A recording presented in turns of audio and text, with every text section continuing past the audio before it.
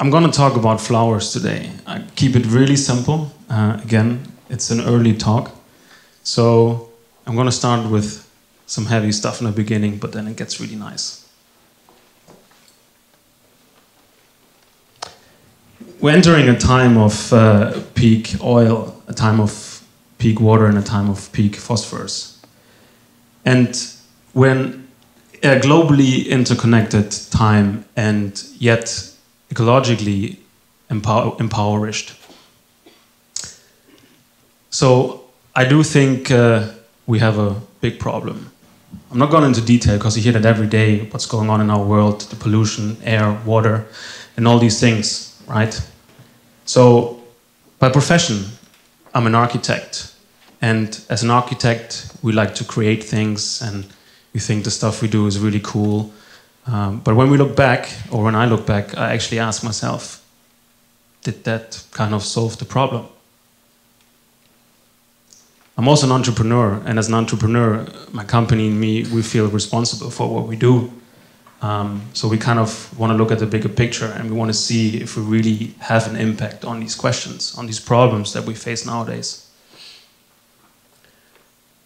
But I'm also a human being, and as a human being, right, you look at the much bigger picture because it affects you everywhere in your personal, but also in your professional, but also in your personal life. And then you kind of look at the things, and then when I look at what I did or what I do as an architect, I have to say I really feel helpless. I felt helpless.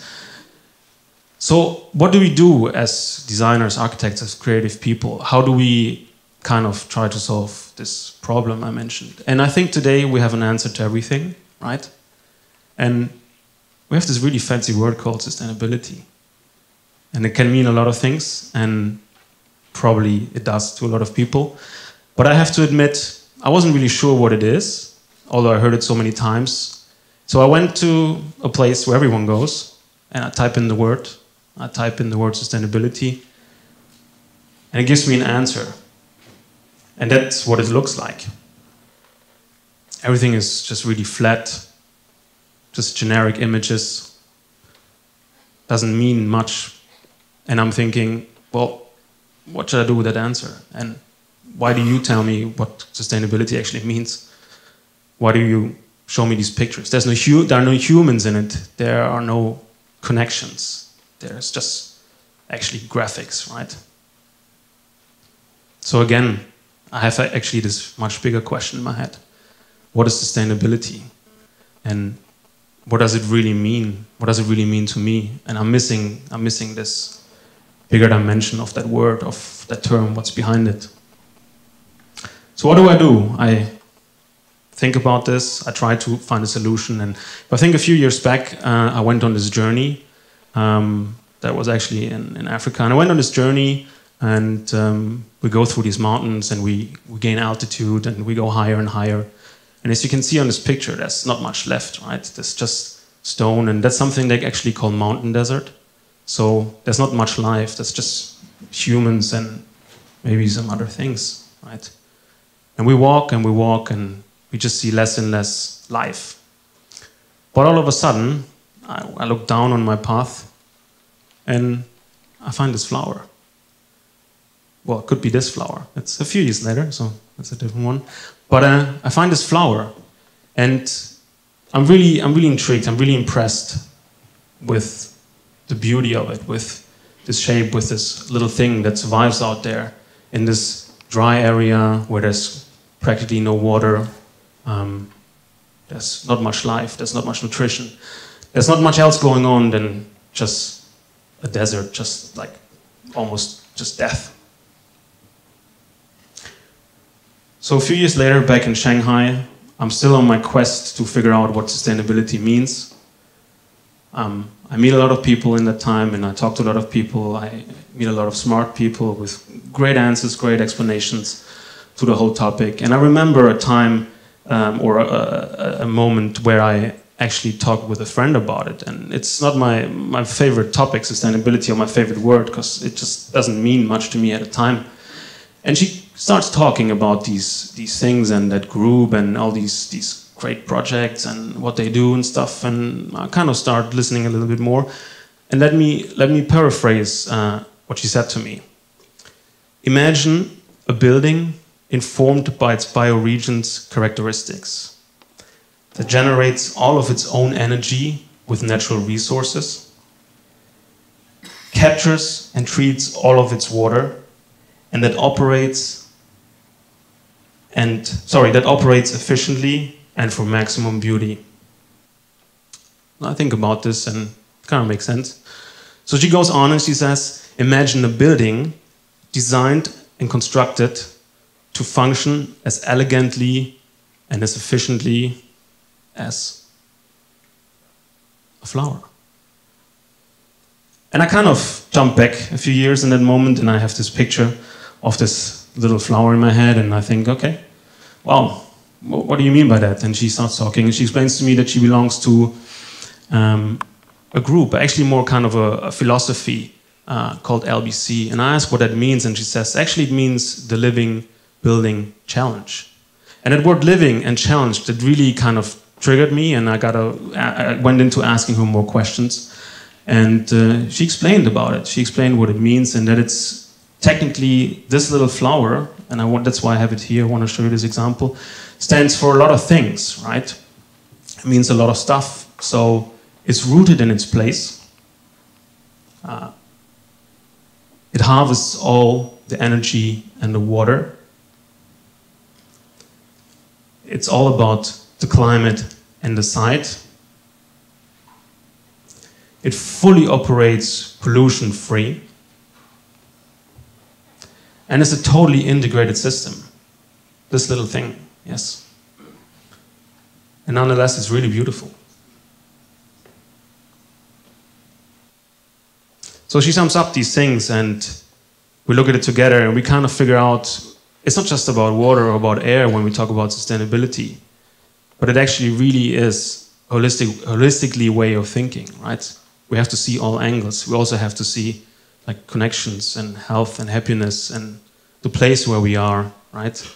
And how we deal with it, how we deal with, for example, the neighbor, or how the plants deal with other plants next to them, as an example. And the word that she called, or the thing that she called it, philosophy, that is something where I also was kind of hooked, and I thought that's a nice way of approaching it. It's a new way of looking at it.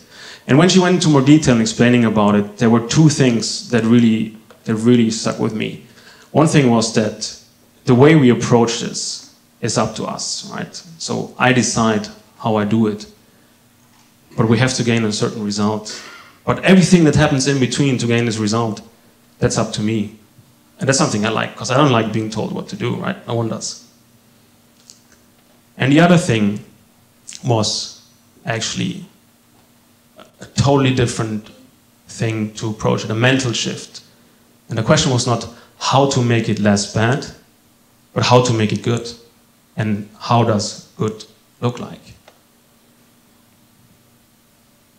So this dapper gentleman is a big inspiration to me. Hands up if you recognize him. Yeah, okay, that's Nikola Tesla. So 125 years ago, this guy was actually totally ahead of his time.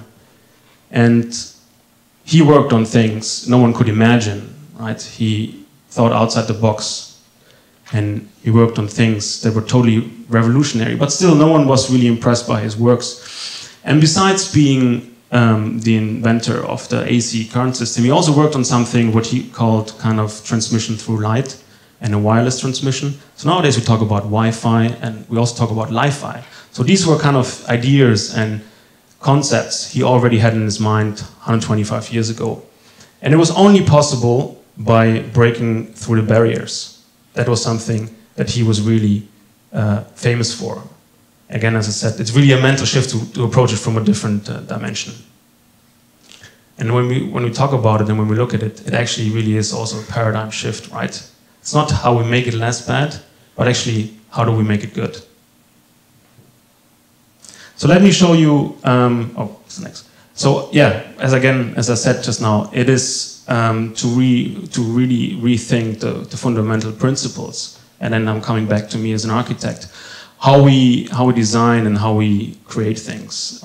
So this guy was a big inspiration, and then I'm getting forward 125 years, where we have these examples, where we have these great approaches nowadays. And let me show you a few of them. It's really cool stuff, actually.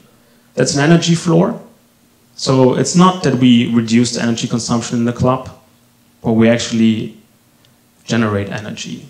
So again, this different approach. Or a building in Seattle, which is designed so efficiently that the PV roof actually collects so much energy, right, that from a usual PV size, we're going down to a very, very small size. And that's something we call net positive energy. So we're having more energy left over and we can give it to other people, we feed it back into the grid.